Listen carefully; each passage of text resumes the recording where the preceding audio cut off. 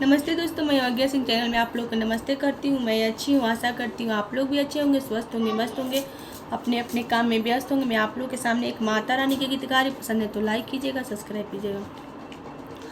उठो मैया नयन खोलो, मेरे आँखों में आंसू है।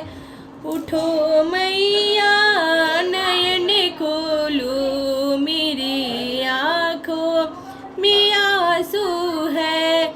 मैं बिनी बाबुल की बेटी हूँ, बाबू के लिए तरसती हूँ। मैं बिनी पापा की बेटी हूँ, मैं पापा के तरसती हूँ। पापा जो हमको मिल जाए, सीने से मैं लगा लूँगी। पापा जो हमको मिल जाए, सीने से मैं लगा लूँगी।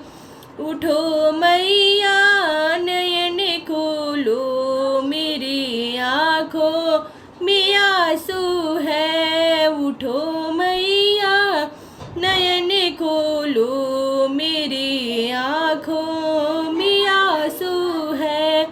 मैं बिनी भैया की बहना हूँ, भैया के लिए तरसती हूँ। मैं बिनी भाई की बहन हूँ, मैं भाई को तरसती हूँ। अगर भाई जो मिल जाए, सीने से मैं लगा लूँगी। अगर भाई जो मिल जाए, सीने से मैं लगा लूँगी। उठो मैया नयन खोलो, मेरी आँखों में आंसू है। उठो मैया